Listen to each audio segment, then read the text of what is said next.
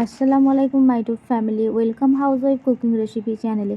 কেমন আছেন সবাই? আশা করছি আপনারা সবাই ভালো আছেন। আজ আমি আপনাদের কাছে একদম ইউনিক একটি রেসিপি নিয়ে হাজির। আজ আমি আপনাদের সাথে শেয়ার করব ম্যাগি আলুর পকোড়া। তো ম্যাগি আলুর পকোড়া কিভাবে বানাচ্ছি পুরো ভিডিওটা দেখবেন। ভালো লাগলে একটা লাইক, কমেন্ট, শেয়ার অবশ্যই করবেন। বিসমিল্লাহির রহমানির রহিম।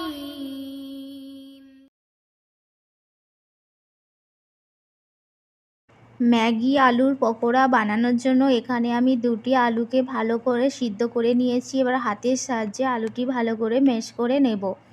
আলুটি ম্যাশ করার পর এখানে আমি একটি সিদ্ধ ডিম দিয়ে দিয়েছি। আপনারা চাইলে ডিম নাও দিতে পারেন। তো ডিমটি আলুর সাথে ভালো করে মিক্সড করে নিয়েছি। এবার এটির মধ্যে আমি পেঁয়াজ কুচি, ধনেপাতা কুচি ও কাঁচা মরিচ কুচি দিয়ে দেব। এগুলো দেওয়ার পর মিক্সড করার পর এখানে আমি হাফ চামচ হলুদ, হাফ চামচ লঙ্কার গুঁড়ো, স্বাদ মতো লবণ, জিরা গুঁড়ো, ধনের গুঁড়ো আর চাট মশলা দিয়ে দিয়েছি। দিয়ে এগুলো ভালো করে মিক্সড করে নেব। আর হ্যাঁ, অল্প ম্যাগি মশলাও অ্যাড করেছি, দিয়ে মিক্সড করে নেব। আর অল্প সামান্য তেল দিয়ে দেব, সরিষার তেল। তেলটি স্কিপও করতে পারেন, ম্যাগি মশলাটাও অপশনাল, দিতেও পারেন বা নাও দিতে পারেন। তো দিয়ে আমি ভালো করে মিক্সড করে নিয়েছি। দেখে নিন, এখানে একটি খুব সুন্দরভাবে ডোর তৈরি হয়ে গেছে। এবার আমি হাতের সাহায্যে গোল গোল বলের মতো বানিয়ে নেব। আপনারা চাইলে আপনাদের ইচ্ছা মতো শেপ দিতে পারেন। দেখতে যতটা না সুন্দর, খেতে কিন্তু এই রেসিপিটি খুব সুন্দর হবে। ম্যাগির পকোড়া নামটি শুনে কেমন লাগছে, তাই না? দেখুন কত সুন্দর একটি রেসিপি রেডি হবে।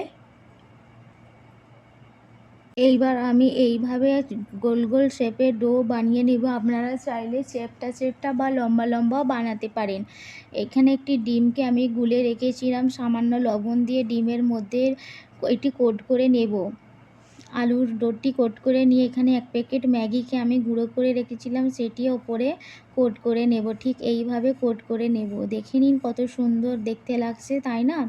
ও আর একটা কথা বলতে ভুলে গিয়েছিলাম, আমি আলুর যে মিশ্রণটি বানিয়েছিলাম এটির মধ্যে আমি 2 চামচ মতো বেসনও দিয়ে দিয়েছিলাম। আপনারা চাইলে বেসনের বদলে ময়দাও দিতে পারেন বা কর্নফ্লাওয়ারও দিতে পারেন। এখানে আমি 2 চামচ বেসন দিয়েছিলাম। তো এইভাবে আমি সমস্ত পকোড়াগুলো ঠিক এইভাবে রেডি করে নিয়েছি কোট করে। এইবার আমি চুলোর ফ্লেম আস্তে করে সমস্ত পকোড়াগুলো ফ্রাই করে নেব। এইভাবে একবার ম্যাগির পকোড়া বানাবেন, খুব সুন্দর সুস্বাদু একটি মুখরোচক রেসিপি রেডি হবে। এখানে আমি ফ্রাই প্যানে তেল দিয়ে দিয়েছি। তেলটি ভালোভাবে গরমও হয়ে গেছে। এখানে একটু বেশি তেলই দিতে হবে। এইবার আমি যে ম্যাগির পকোড়াগুলো বানিয়ে রেখেছিলাম সেটি আস্তে আস্তে তেলের মধ্যে ছেড়ে দেব।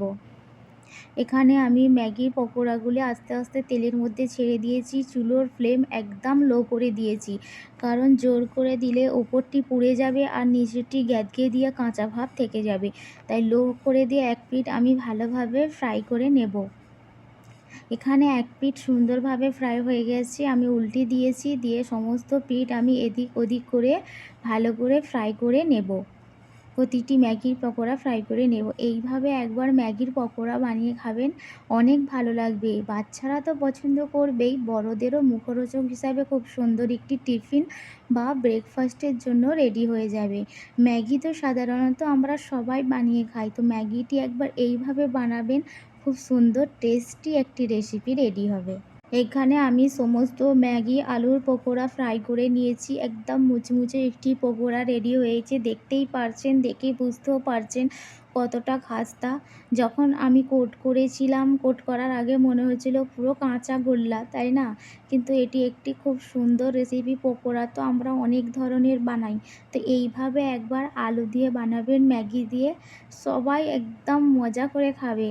একদম জমে যাবে বিকালের নাস্তা আর সকালের ব্রেকফাস্ট।